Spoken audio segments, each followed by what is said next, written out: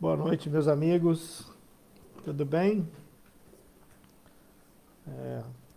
Testando o áudio.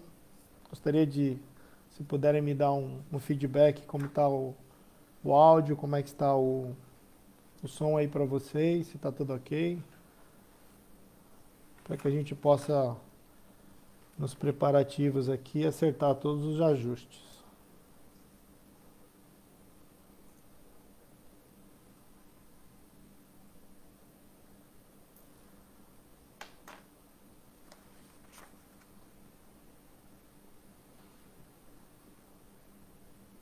Vamos aguardar mais alguns minutinhos para que a gente possa iniciar a leitura de reflexão da noite.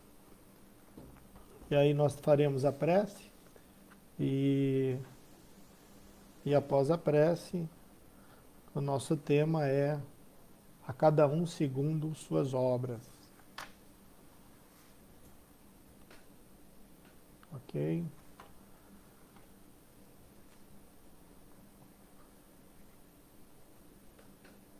O áudio tá bom?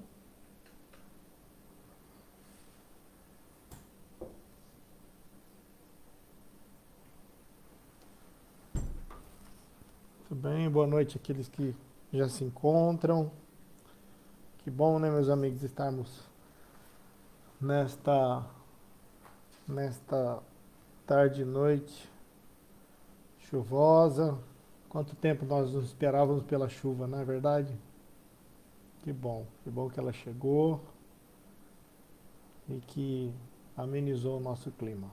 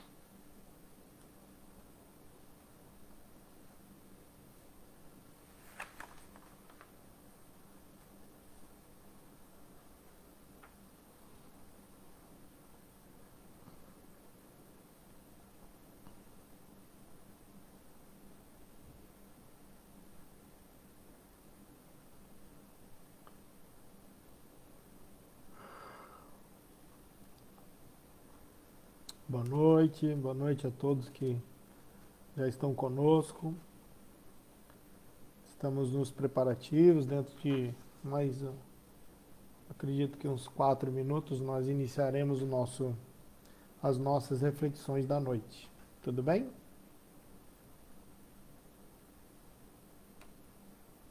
Ok.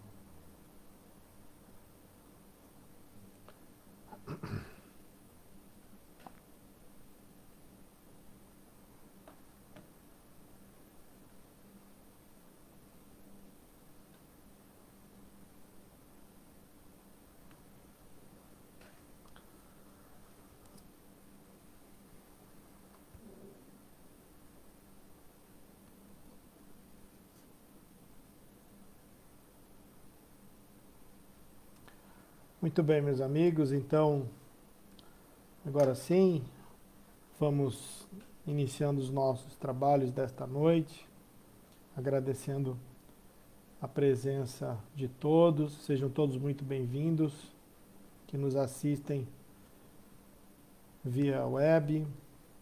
E nós vamos então iniciar com a leitura do livro Palavras de Vida Eterna, de Chico Xavier, pelo Espírito Emmanuel. E essa é uma lição que foi aberta a esmo, mas que tem tudo a ver com o tema em que nós trabalharemos essa noite, né?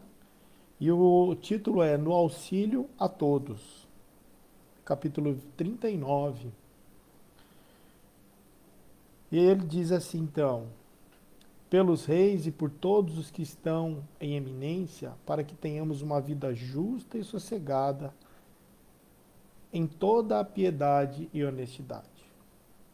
Comumente, em nossos recintos de conversação e prece, voltamo-nos compassivamente para os nossos companheiros menos felizes do mundo.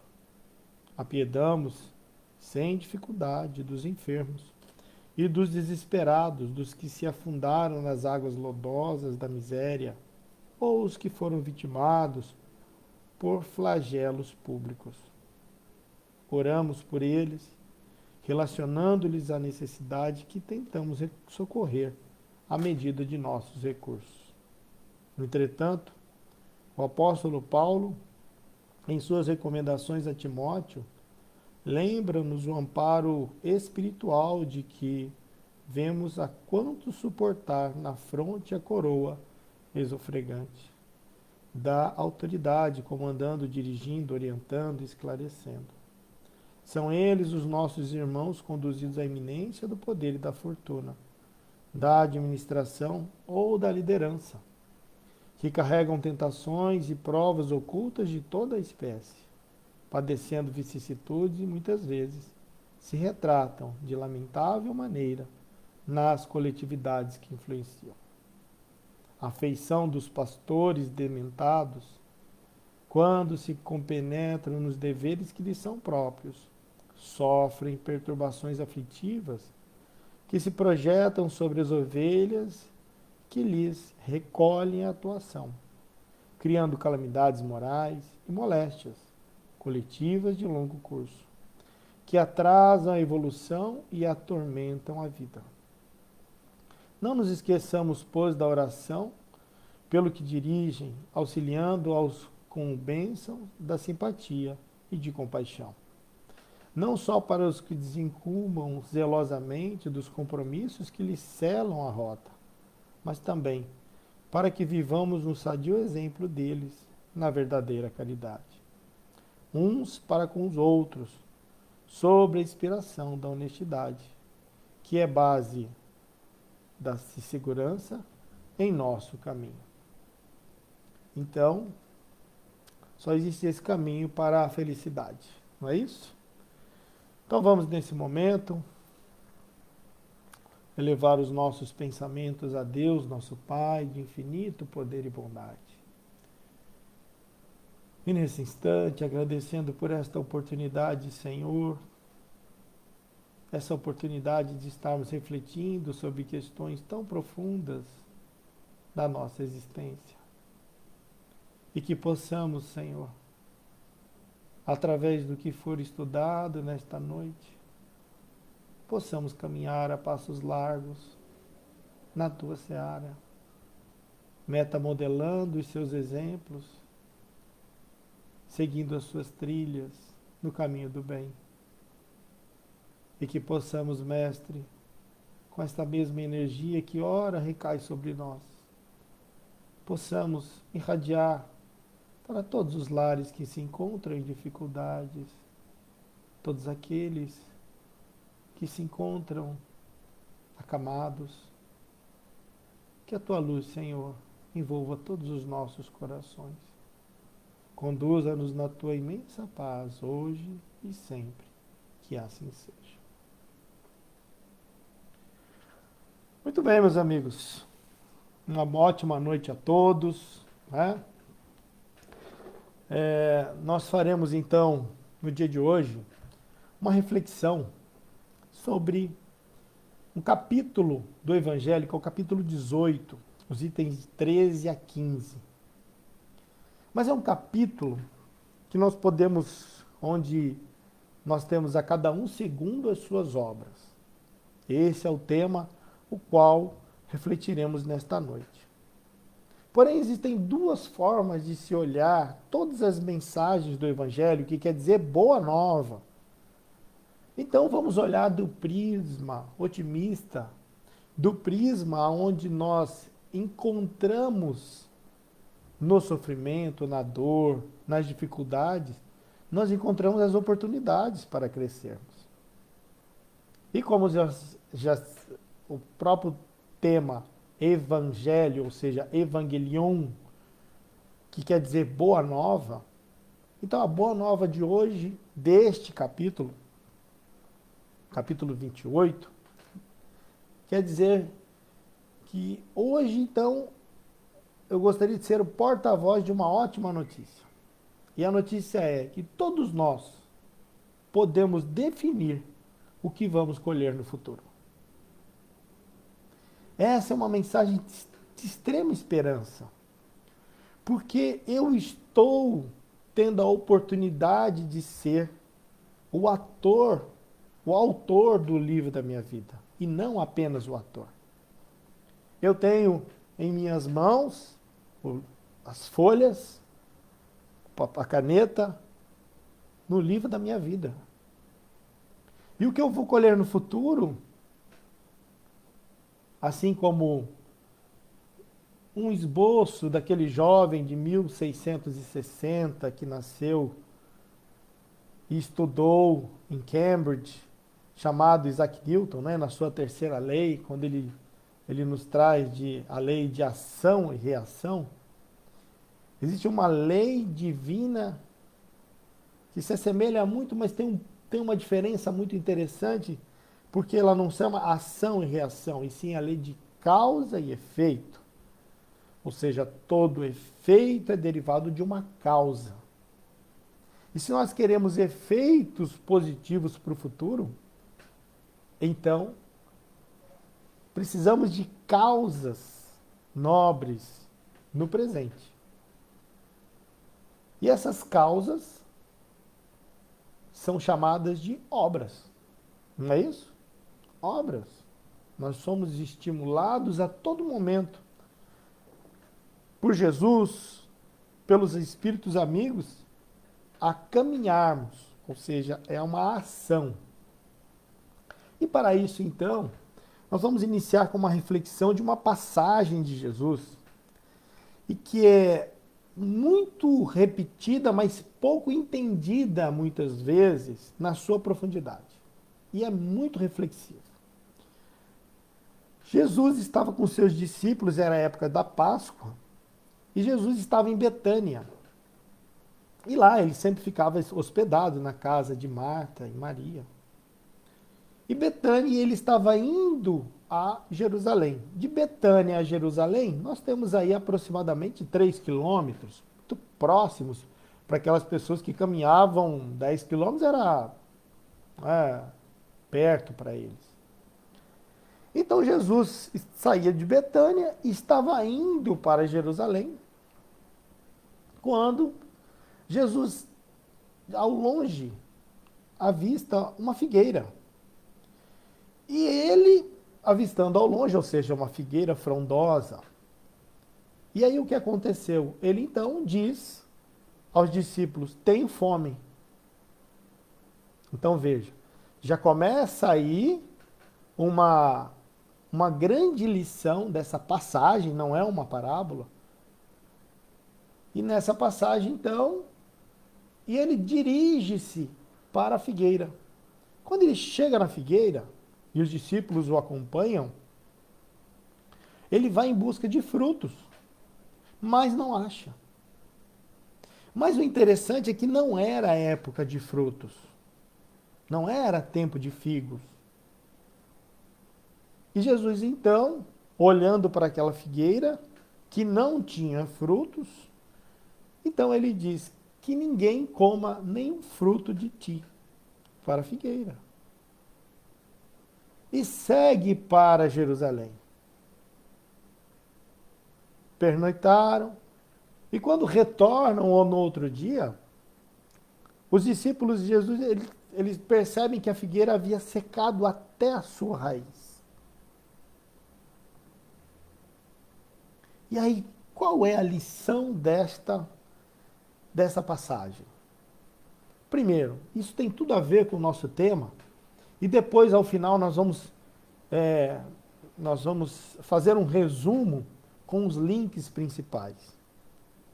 Primeiro, Jesus avista uma figueira de longe, era frondosa. Mas não era tempo de figo. Se não era tempo de figo, por que Jesus foi até a figueira? Se era época de Páscoa, abril aproximadamente, final de abril, início de maio, ou seja, por que Jesus encaminha e diz, tenho fome?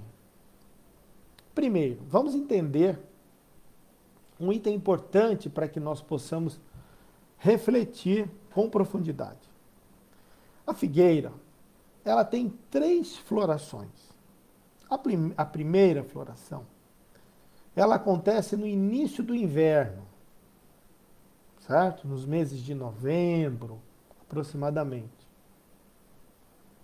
Depois, então, nessa primeira floração é um momento em que existe uma abundância dos frutos. Aí existe uma segunda floração.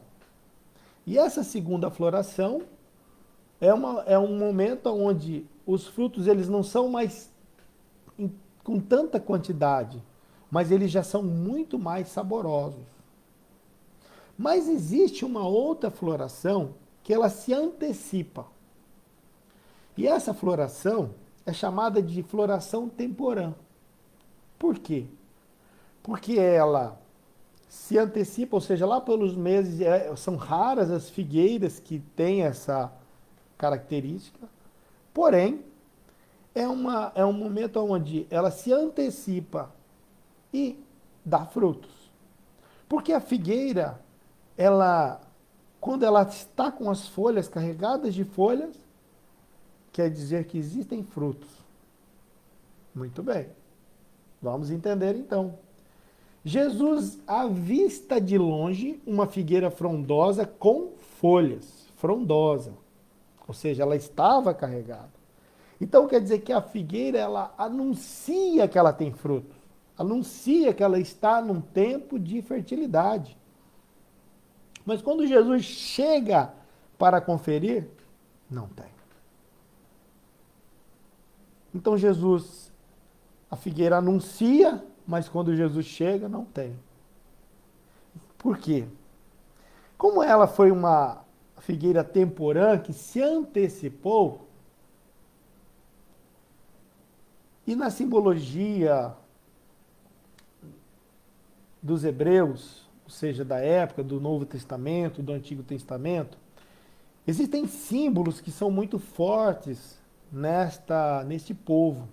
Por exemplo, a pomba é um símbolo da paz, não é isso? A serpente, símbolo da traição. A águia, o símbolo do poder. O lobo, o símbolo da maldade. E muitas outras. Mas a árvore, ela tem, se nós pegarmos no Antigo Testamento, os profetas, eles se referem à árvore como um indivíduo. E talvez uma coletividade desses indivíduos. Ou seja, um povo. Então, se Jesus chega até a figueira e essa figueira não apresenta os frutos, mas ela anuncia que tem frutos porque ela tem folhas, então, qual é o grande ensinamento? Que esta árvore, Jesus estava trazendo os ensinamentos para os discípulos de um povo, estava se referindo a Israel, de um povo que teve todos, meus amigos, Israel era a única nação monoteísta, a crença em um só Deus, enquanto todos os outros povos acreditavam em vários deuses. Ou seja, já era um grande passo para a instalação do cristianismo puro e redivivo. Quantos e quantos profetas, quantos ensinamentos, Moisés, Jesus, ou seja, foi um povo preparado, ou seja, as árvores, a folha tinha folhas, mas não deu frutos. Então Jesus está se referindo a Israel, àquele povo que fora preparado, que receberam o conhecimento, mas se perdeu no orgulho racial. Se perdeu nos rituais da religiosidade, sem a transformação interior, ou seja, os frutos. Então, quando Jesus se refere a Israel, ao indivíduo, a uma coletividade de indivíduos, no caso, Israel na época, mas nós podemos também entender que quando Jesus diz assim, tenho fome, o que isso quer dizer? Então ele esperava frutos, esperava que aquele povo que recebeu todos os ensinamentos, ele rendesse frutos. Mas quando Jesus diz assim, tenho fome, vamos analisar também este item, que é importante para fecharmos todo o entendimento. Quando ele diz assim, tenho fome, não era a fome do corpo. Porque vamos imaginar, se Jesus estava em Betânia, aproximadamente, de Betânia a Jerusalém, foi no meio do caminho, encontraram a figueira frondosa. Então, quer dizer que lá em Betânia, Jesus hospedava-se na casa de Marta e Maria, Marta com aqueles afazeres, cozinhando, fazendo aqueles quitutes, enfim. É muito pouco provável que Jesus tenha saído de lá sem se alimentar. Concordam? Por um período muito curto de distância. Então, quando Jesus diz assim, tenho fome e vai em busca da figueira, ele está dizendo assim, ó, eu espero algo de vocês. O que é essa fome? É o cumprimento das leis divinas na humanidade. São aquelas pessoas, ele esperava que este povo estivesse no caminho. Essa era a fome dele. É a fome de um grande benfeitor, porque o que mais o pai quer, um irmão mais velho quer, é ver seus outros irmãos felizes. Então, olha só, tenho fome. E quando ele chega, mas então Jesus diz assim, que ninguém coma nenhum fruto de ti. Jesus estava apenas desmascarando, ele não estava amaldiçoando, nada.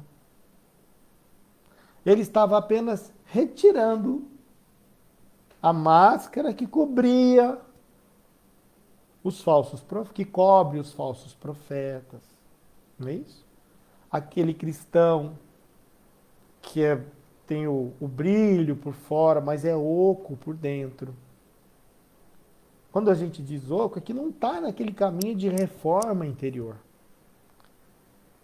Então, como Israel teve todo esse aparato, mas não conseguiu completar a sua missão, ou seja, não gerou os frutos, porque tinha conhecimento. Então, nós podemos então fazer esse link para nós. Quantos de nós estamos anunciando que temos as folhas? De longe. Nossa, mas fulano, olha que legal. Porém, se olhar na sua intimidade, onde está a sua obra interior? Que aí, a obra interior, ela reflete a consequência, a obra exterior. Então, quando nós fazemos essa análise da árvore com o povo de Israel, nós podemos também fazer essa análise para conosco. Não é isso? Muitos de nós, de uma maneira temporã, ou seja, o espiritismo é algo novo comparado, é um bebê comparado a grandes, a milenares religiões. Então nós estamos tendo a oportunidade de ter respostas muito plausíveis, coerentes, aonde a razão e a emoção andam juntas. E o que é que nós estamos fazendo com isso? Anunciamos que temos folha, mas os frutos. Vamos então, já que inclusive na lição inicial foi citado Paulo. E o apóstolo Paulo, ele escreveu inúmeras cartas.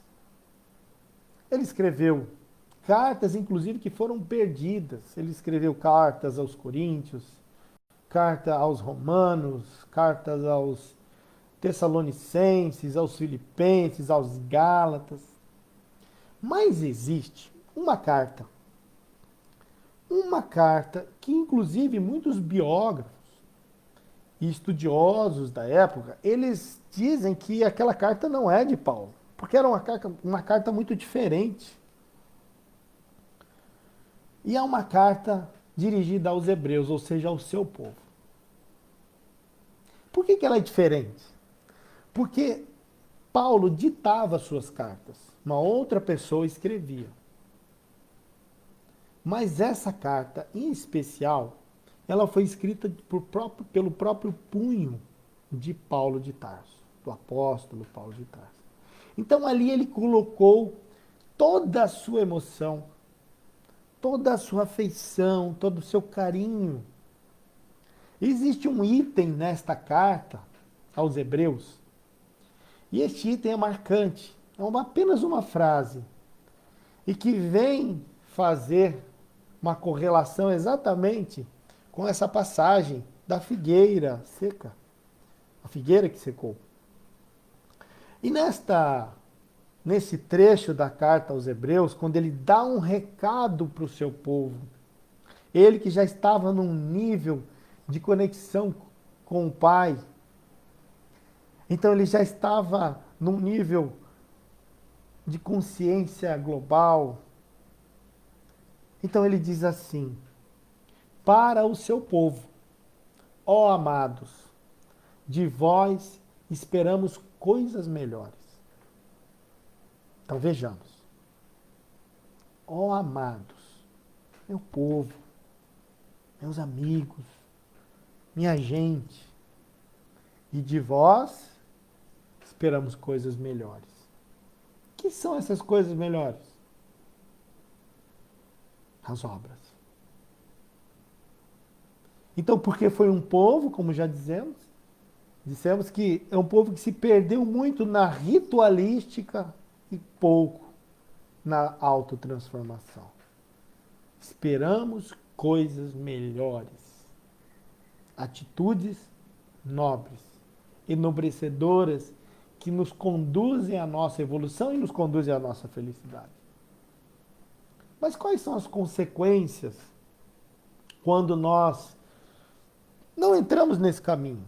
Quais são as consequências quando nós falamos que temos frutos, mas não temos? Não é isso? Quais são as consequências? E aí nós vamos lá buscar no livro Mensageiros, no capítulo 22, que tem o título de Os que Dormem. Então André Luiz, ele foi recebido, está sendo orientado por Aniceto. E lá, então Aniceto percorre todas as câmaras de recuperação, enfim. E eles chegam em um local onde existiam muitas pessoas inertes, deitadas, mas a sua feição era cadavérica, a sua feição era esquelética. Pareciam estar literalmente os mortos dos mortos. As pessoas num estado deprimente. Não se mexiam, não comiam, não falavam. Então, André Luiz pergunta para Aniceto, quem são essas pessoas? São aqueles arraigados no materialismo, que desprezaram as coisas dos céus e que vivenciaram e ainda vivem, ainda têm esse padrão mental e não aceitam as coisas do céu. Então, André Luiz, para entender aquilo, meu Deus, como é que alguém que fora, não é, que desencarnou, ainda continua, é como se a desencarnação da desencarnação. Então, ele identificou uma senhora já madura, seus 48, 50 anos, e se concentrou e começa então e fez uma conexão com a sua tela mental, a tela mental daquela senhora que estava ali em estado cadavérico, inerte. Então, ele conecta-se àquela senhora e ele percebe tudo o que estava se passando interiormente, na intimidade desta criatura. E ela que havia sido traída pelo marido, ela então, por não perdoar o marido, o envenenou durante a vida. Então ele veio a falecer e ainda continua perseguindo. E ela estava num padrão mental de briga com o marido, onde o marido pedia perdão para ela. Ele pedia para ser perdoado e ela disse, nunca te perdoarei. E ele disse, pelo amor de Deus. E ela dizia assim, mas Deus não existe. Então vejam, são aquelas pessoas que negam a presença do ser maior e continuam nesta faixa de vibratória de extremo sofrimento. E aí nós vamos analisar quais são as consequências, meus amigos, de ter uma vida superficial.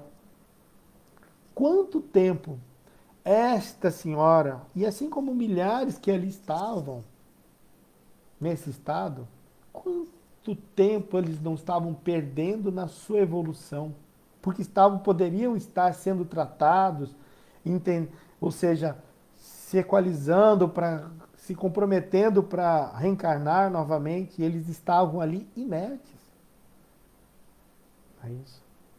Então as consequências são terríveis deste tipo de apego material. Mas nós então podemos analisar, muito bem, eu não faço mal para ninguém. E a gente fica imaginando assim, eu estava até refletindo com alguns amigos durante essa semana, eu fico imaginando assim, quando eu fizer a minha passagem, né, e que tomara que demore um pouquinho, né, assim, acho que todo mundo sabe que vai, mas a gente sempre fala assim, não, pode ir na frente, depois eu vou ficar meio por aqui, né? Então, a gente estava imaginando assim, o que são essas obras? Então seria mais ou menos assim. As perguntas, né? Eu fico imaginando, nós vamos analisar juntos aqui. O que fizeste com os filhos que te confiaram? Ah, cuidei, alimentei, paguei a escola, fiz isso, fiz aquilo. Ah, tá bom, padrão. Beleza.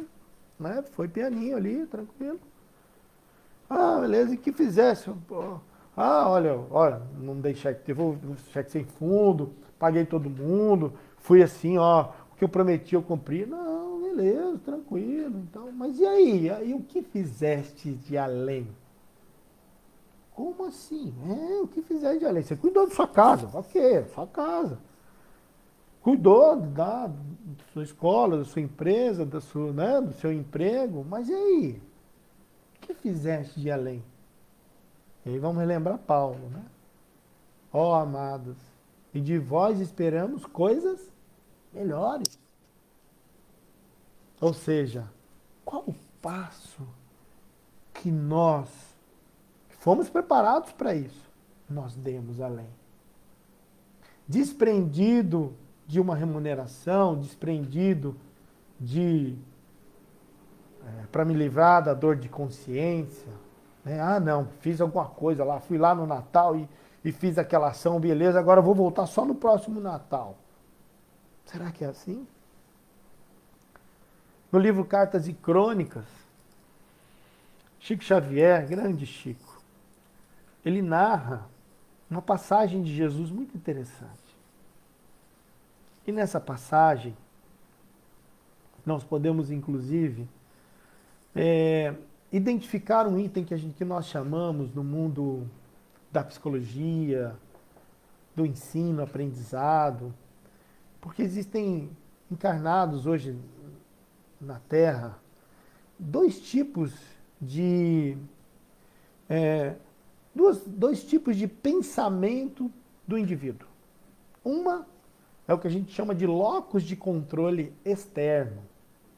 Locus, em latim, local, ou seja, o local que me controla é externo, ou seja, são os outros, são as situações, o clima, o mercado, a economia, as pessoas que estão à minha volta, eles é que me controlam. Essa é uma forma de pensar. E a outra é o locus de controle interno, ou seja, eu sou o autor do livro da minha vida. Então, antes de citarmos essa passagem narrada psicografada por Chico, é muito importante fazermos essa análise. Qual o tipo de pessoa de indivíduo, de pensamento, locus de controle externo, ou seja, atribui aos outros as causas dos meus sucessos e dos meus fracassos, das minhas alegrias e das minhas tristezas, ou locus de controle interno. São aquelas pessoas que atribuem a si as causas das minhas alegrias, das minhas conquistas, e não aos outros, a mim, ao meu esforço, à minha dedicação, ao meu suor. Então vamos, para entendermos essa passagem onde Jesus se passa junto a Pedro e Jeremias, vamos entender aqui uma rápida comparação. Eu encontrei um amigo na rua e perguntei assim, e aí, fulano, tudo bem? Como vai? Ele era dono de uma papelaria. Então, eu perguntei, e aí, a papelaria? E ele disse assim, ô, meu amigo, quebrei, infelizmente. Eu falei, sério? Eu falei, sério. Mas o pior de tudo, cara, eu contratei um financeiro e ele anoiteceu e não amanheceu. E levou tudo que eu tinha. Tudo que eu tinha. Eu falei, nossa, que pena. E aí ele ainda continuou. E começou a inflamar. Mas o pior de tudo é que ele acabou com a minha vida. Ah, ser humano é difícil, hein? Difícil lidar com o ser humano. Oh, meu Deus, bicho complicado. E olha, eu nunca mais vou ser o mesmo. Porque, olha, eu confiava nesse rapaz. Mas, que pena. Estou desestimulado. Locus de controle interno ou externo? Ele atribuiu ao outro. Mas algumas pessoas podem falar assim, mas Carlos, espera aí, o outro furtou ele. Não é isso? Muito bem. Vamos ver quem aprendeu mais com as situações. Porque são situações em que todos nós estamos inerentes a passar, podemos passar. E aí, agora olha só o que eu gostaria de ter ouvido. E aí, fulano, tudo bem? Como tá a papelaria? Eu falo, rapaz, quebrei. Sério, sério. Que pena, hein? Pois é, contratei um financeiro, ele anoitecendo, amanheceu, ele levou tudo que eu tinha. Nossa. Mas o pior de tudo, Carlos, olha só o que eu gostaria de ter ouvido dele. Locus de controle interno. Atribuiu a si, ó. Bateu no peito. Pior de tudo, fui eu que contratei ele. Pior. Segunda coisa, Eu não fiscalizei ele, rapaz. Oh, meu Deus. Terceira coisa. Eu não influenciei ele a ser meu parceiro. E aí a gente pergunta, porque é muito mais fácil viver nesse mundo de locus de controle externo, atribuir aos outros. Ah, mas eu não fiz tal obra porque também, né? Eu chego lá, tem 30 lá falando faz isso, faz aquilo. Não é isso? Cheio de desculpas verdadeiras. E aí nós vamos atribuindo aos outros e o tempo está passando. Locus de controle externo. E qual foi a reação desse quem teve locus de controle externo? Tô desacreditado, tô desmotivado. Não é assim como muitos de nós talvez estejamos. Mas quando eu perguntei assim, ó, mas e aí? Quem? Qual foi o aprendizado de quem trabalhou no locus de controle interno? Ele aprendeu o seguinte, ele aprendeu no mínimo 3 coisas. Aconteceu o mesmo fato. Não foi? O financeiro foi lá e furtou ele. Agora olha só, é aí que tem aí está a sabedoria. Ele aprendeu 3 coisas. Qual a primeira coisa? Porque ele atribuiu assim: tenho que contratar melhor. Segunda coisa, preciso fiscalizar. Opa, quem confia, confere. Para continuar confiando, tem que continuar conferindo. Não é assim? Terceira coisa, preciso olhar mais para as pessoas, conversar, fazer parceiros, acirrar esses laços. Então vejamos, meus amigos, que a vida é de aprendizado. Houve a mesma situação, só que um se desanimou e o outro aprendeu. Aprendeu a como fazer diferente. Tá vendo? Então dá para continuar fazendo obras e mais obras. 3, rendendo a terra fértil, rendendo 30, 60, 100 por um. Como diz Jesus na parábola do semeador. Mas voltando a Chico, no livro Cartas e Crônicas, onde ele cita também uma passagem de Jesus muito, mas muito forte. Principalmente para quem está no trabalho voluntário. E nós vamos refletir nesses minutos finais sobre essa passagem. Jesus, então, chega para Pedro e diz assim: Pedro, nosso amigo Jeremias está precisando da nossa ajuda. Eu peço que vá até a casa de Jeremias, agora, e auxilie a sua filhinha, que não está bem. Pedro, opa, Jesus, estou pronto. Vou agora. Muito bem. E Pedro, então, partiu para ajudar, auxiliar. Pediu para auxiliar Pedro. Pediu para auxiliar Jesus. Partiu. Foi. Quando chegou na casa de Jeremias, ele encontra Jeremias com alguns amigos bebendo. Então Pedro já, opa, mas, puxa vida, Jesus me pediu para vir aqui, mas o pessoal festando e tal. Ok, e tal. Quando ele entra numa outra sala, ele flagra a mãe, ou seja, a esposa de Jeremias, dando uma surra homérica no seu filho mais novo, batendo por ter desobedecido, enfim, aos gritos, enfim, o filho em prantos, aquela situação, e aí Pedro já fica meio também sem jeito. E aí pergunta onde está a sua filha, a mãe diz assim mais ou menos, aí ele entra num quarto errado, flagra o filho do meio, furtando alguns objetos valiosos da caixa de joias da sua mãe. Então ali ele já, meu Deus, onde que eu tô? Como é que está essa situação? E aí sim ele entra no quarto certo. E quando ele entra, ele vê a filha de Jeremias também de uma forma deplorável, depressiva, muito triste. E aos prantos, chorando, e ele também não vê meios de ajudar, sai de lá. Quando ele sai e volta para ter com Jesus, fala, Senhor, não consegui. Senhor, cheguei lá, aí conta sobre Jeremias, sobre a esposa, sobre isso, sobre aquilo. Quando chego na filha de Jeremias também estava um clima muito tenso. Não consegui, Senhor. E aí Jesus olha para Jeremias, para Pedro e diz assim: mas Pedro, o que eu te pedi? Jesus sempre fazia a pergunta.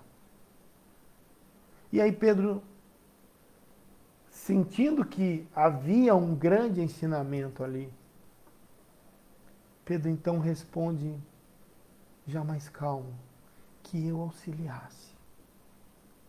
Então Jesus diz assim, sim, Pedro, eu só pedi que tu me auxiliasses.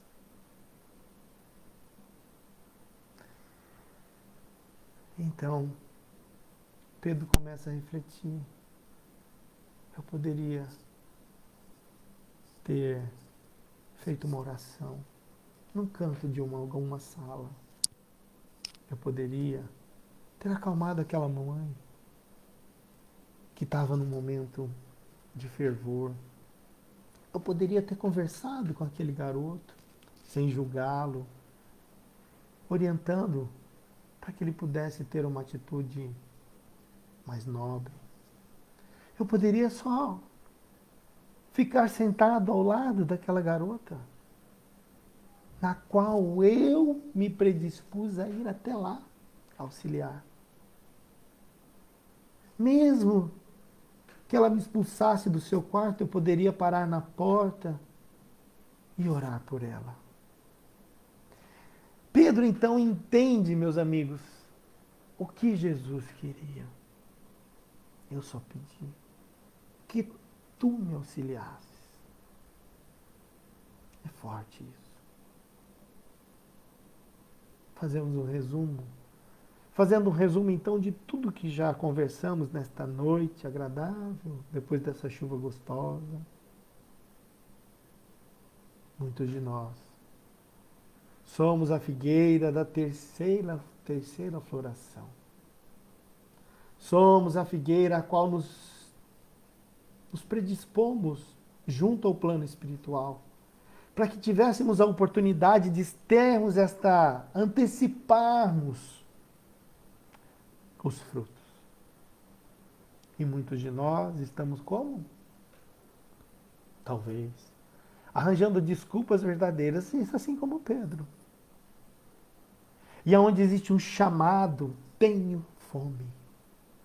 O mundo tem fome. O mundo precisa de seres humanos que apoiam, que sorriem, que conversam, que celebram, que ouvem, que afagam. Eu só pedi que tu me auxiliasse. E quando essa pergunta ecoa nos nossos corações, na nossa mente, é um convite ao trabalho. É um convite à obra. É um convite à ação, meus amigos. Não só a intenção. A intenção, eu tenho certeza que todos que estão hoje aqui reunidos, temos uma nobre intenção. Só de estarmos reunidos em função de nos elevarmos moralmente, é ótimo. Mas agora, cabe a nós colhermos esses frutos os quais estamos plantando. Que sejam frutos de alegria, de harmonia, de paz e principalmente de bondade. Jesus conta conosco, porque Ele espera coisas melhores. E muitos serão chamados, mas poucos os escolhidos. E a boa nova desta noite é que nós podemos ser os escolhidos. depende do que fizemos hoje. E isso só depende de cada um de nós. Muita paz a todos. Vamos orar?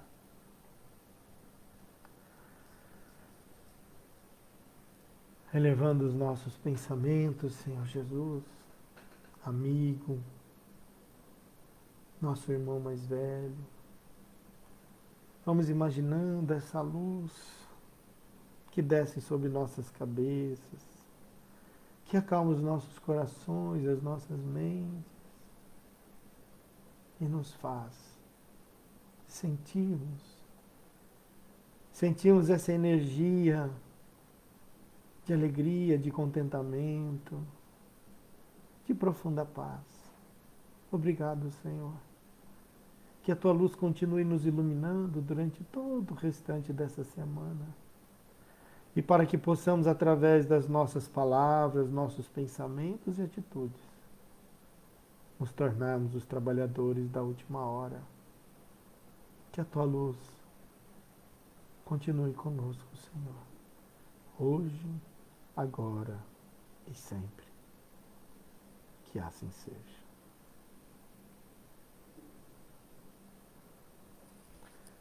Caros amigos, gratidão pela companhia, gratidão por este momento de estarmos reunidos e com certeza teremos outros encontros juntos. Em nome da nossa fundação, nós agradecemos com muita alegria e até a próxima, se Deus quiser. Que assim seja.